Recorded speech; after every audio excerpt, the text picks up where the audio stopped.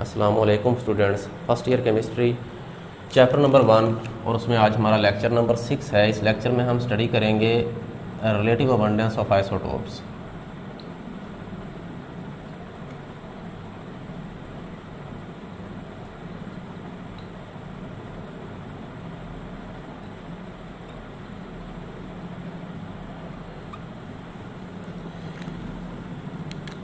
Abundance का क्या meaning होता है?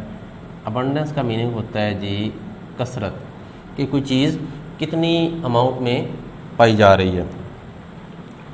आइसोटोप्स क्या होते हैं? ऐसे एटम्स होते हैं जो कि मैसेज के लिहाज से मुख्तलिफ लेकिन एटॉमिक नंबर के लिहाज से एक जैसे होते हैं। एग्जांपल लेते हैं और इसको क्लैरिफाई करते हैं। हम हाइड्रोजन की ही एग्जांपल ले लेते हैं, ये हम प्रीवियस लेक्चर में भी स्टडी कर चुके हैं। हाइड्रोजन जब हम एलिमेंटल फॉर्म में लेंगे तो उसमें एटॉमिक नंबर के लिहाज से सारे एटम्स सिमिलर होंगे, लेकिन मैसेज के लिहाज से 3 तरह के एटम्स होंगे, प्रोटियम, ड्यूटेरियम एंड ट्राइटियम। तो ये जब ऑब्ज़र्व किया गया प्रैक्टिकली तो ये देखा गया कि 1 मैस वाले जो एटम्स हैं वो ज़्यादा अमाउंट में पाए जाते हैं। इनकी परसेंटेज जो है वो 99.985% और ड्यूटेरियम जो है इसकी परसेंटेज 0.015% है और ट्राइटियम जो है ये नेग्लिजिबल इसकी अमाउंट होती है। यानी कि अगर हम हाइड्रोजन एलिमेंटल फॉर्म में लेंगे तो उसमें मैक्सिमम एटम्स जो हैं वो 1 मैस वाले ही होंगे, 2 मैस वाले बहुत कम, 3 मैस वाले जो हैं एक्सट्रीमली लेस अमाउंट, रेयर होंगे, बहुत ही कम, नेग्लिजिबल, ना होने के बराबर। अब अगर हम किसी भी एटम के बारे में हम सर्च करते हैं लिटरेचर में तो उसकी जो प्रॉपर्टीज़ हमें लिटरेचर में मिलती हैं वो उसके मोस्ट अबंडेंट आइसोटोप के बारे में लिखा होता है। अगर हम हाइड्रोजन का मैस देखेंगे तो वो 1 नहीं शो होगा क्योंकि इसकी अबंडेंस ज़्यादा है। और भी हाइड्रोजन की हम प्रॉपर्टीज़ देखेंगे कि हाइड्रोजन में कितने न्यूट्रॉन्स होते हैं तो 0 न्यूट्रॉन्स होते हैं अकॉर्डिंग टू दिस, ठीक है ना, हम इस चीज़ को फॉलो करते हैं। और हमारी बुक में एक टेबल दिया हुआ है जिसमें कि मुख्तलिफ आइसोटोप्स आप देख सकते हैं और इनकी परसेंटेज भी साथ दी हुई है। स्टार्ट में हमारे पास हाइड्रोजन, नाइट्रोजन, ऑक्सीजन की एग्जांपल्स हैं जिसमें कि हमने ऑब्ज़र्व किया है कि हाइड्रोजन 1 मैस वाला बहुत ज़्यादा परसेंटेज में, यहाँ भी हम देख सकते हैं, और ऑक्सीजन जो है वो 16 मैस वाला ज़्यादा परसेंटेज में है, जबकि नाइट्रोजन जो है वो 14 मैस वाला ज़्यादा परसेंटेज में है। इसी तरह सल्फ़र है, सल्फ़र के हमारे पास 4 तरह के एटम्स हैं with respect to their masses, और जिसमें 32 मैस वाला जो है वो ज़्यादा अमाउंट में, ज़्यादा उसकी अबंडेंस है, बाकी जो है उनकी कम अबंडेंस है। सल्फ़र के टोटल 23 टाइप के एटम्स होते हैं with respect to masses, 23 isotopes हैं, लेकिन उसमें स्टेबल आइसोटोप्स जो हैं जो एक्सिस्ट करते हैं वो 4 ही हैं। इसके बाद यहाँ पे इनमें हम देखते हैं कि कोई एक आइसोटोप जो है वही मैक्सिमम अमाउंट में पाया जा रहा है, बाकी बहुत कम मिकदार में। लेकिन एंड वाली एग्जांपल्स में अगर हम क्लोरीन और ब्रोमीन देखते हैं, क्लोरीन के भी 2 आइसोटोप्स हैं, ब्रोमीन के भी 2 आइसोटोप्स हैं, तो क्लोरीन के 35 मैस वाला और 37 मैस वाला 2 आइसोटोप्स हैं। 35 मैस वाला जो है उसकी परसेंटेज ज़्यादा है, 37 वाले की कम है, लेकिन उनमें बहुत ज़्यादा गैप नहीं है। और ब्रोमीन के केस में तो ये गैप जो है दोनों आइसोटोप्स में और भी कम हो गया है। तो ये है कि आइसोटोप्स, किसी एलिमेंट के आइसोटोप्स की जो तादाद है वो भी यूनिक है और उसमें जो रिलेटिव अबंडेंस है आइसोटोप्स की वो भी हर एलिमेंट के लिए यूनिक है। ऐसा हो सकता है कि किसी एलिमेंट का एक ही आइसोटोप मैक्सिमम अमाउंट में पाया जाए और बाकी कम हो, या उसके सारे आइसोटोप्स जो हैं वो कंपेरेबल अमाउंट्स में पाए जाएँ। तो ये हमारे पास कुछ पॉइंट्स थे। इसके बाद ये है कि हमने ये चेक कैसे कर लिया कि 1 मैस वाले हाइड्रोजन्स की परसेंटेज इतनी है, या 35 मैस वाले क्लोरीन के एटम्स की परसेंटेज इतनी है, 37 वालों की इतनी है। रिलेटिवली परसेंटेज हम कैसे चेक कर लिया हमने? एटम्स तो बहुत स्मॉल होते हैं, हम उनको आम आँख से देख ही नहीं सकते, तो फिर कैसे चेक कर सकते हैं कि इस तरह के एटम्स इतने, इस तरह के इतने, इस तरह के इतने? इसके लिए ना हमारे पास एक टेक्निक होती है जो मैसेज की बेस पे एटम्स को सेपरेट कर देती है और ये भी बता देती है कि इस तरह के मैस वाले इतने, इस तरह के मैस वाले इतने, इस तरह के मैस वाले इतने। तो इससे हमें पता चल जाता है कि किसी एलिमेंट के कितने आइसोटोप्स हैं और उनकी रिलेटिव अबंडेंस क्या है। उस टेक्निक को हम मैस स्पेक्ट्रोमेट्री कहते हैं। इससे नेक्स्ट हमारा टॉपिक है मैस स्पेक्ट्रोमेट्री।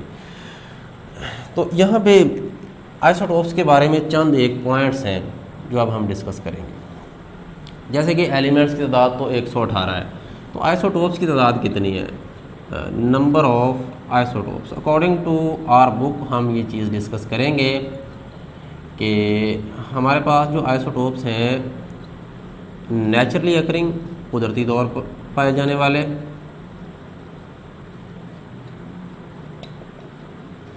और आर्टिफिशियल मेथड से भी बनाए जाते हैं isotopes, prepared by artificial disintegration.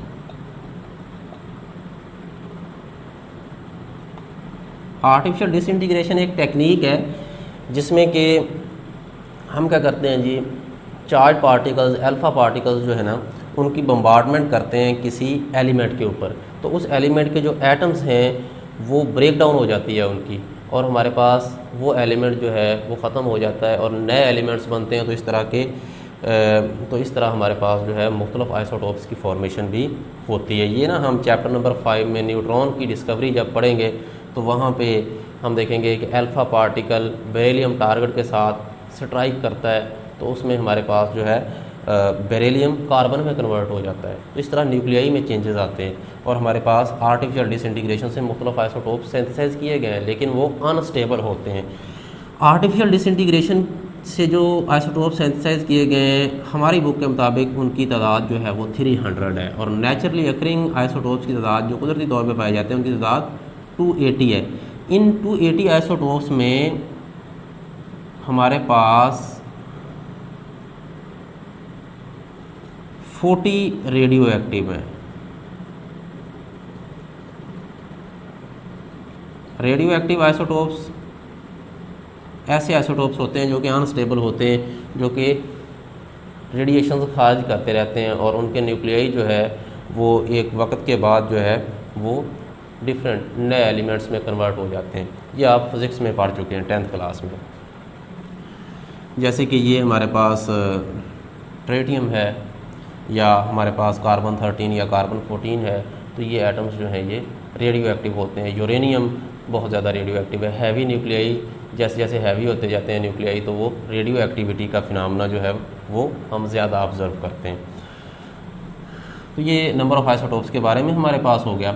इसके बाद हमने एक चीज़ ऑब्ज़र्व किया है कि कुछ एलिमेंट्स ऐसे होते हैं कि जिनके आइसोटोप्स 2 हैं, कुछ के 3 हैं, कुछ के 4 हैं, कुछ के 10-12 भी होते हैं। तो ये चीज़ कि किन एलिमेंट्स के ज़्यादा आइसोटोप्स होते हैं, किन के कम आइसोटोप्स होते हैं। सबसे पहले तो हम बात करेंगे mono isotopic elements. Mono isotopic elements ऐसे एलिमेंट्स होते हैं जिसमें सारे एटम्स मैसेज के लिहाज से एक ही जैसे होते हैं, सिंगल आइसोटोप। इसमें फ्लोरीन हमारे पास मोनो आइसोटोपिक है, आर्सेनिक मोनो आइसोटोपिक है, हमारे पास गोल्ड मोनो आइसोटोपिक है, हमारे पास आयोडीन मोनो आइसोटोपिक है। ये मोनो आइसोटोपिक की एग्जांपल्स हमारी बुक में दी गई हैं, ये MCQ में पूछी जा सकती हैं, इंपॉर्टेंट हैं। इसके बाद हम देखते हैं कि किन एलिमेंट्स के आइसोटोप्स ज़्यादा होते हैं और किन के कम होते हैं।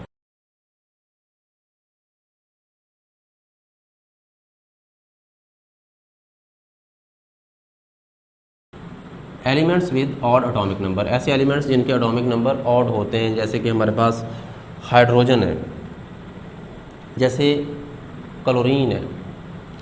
तो ये एलिमेंट्स जो हैं इनमें ये चीज़ ऑब्ज़र्व की गई है कि इनके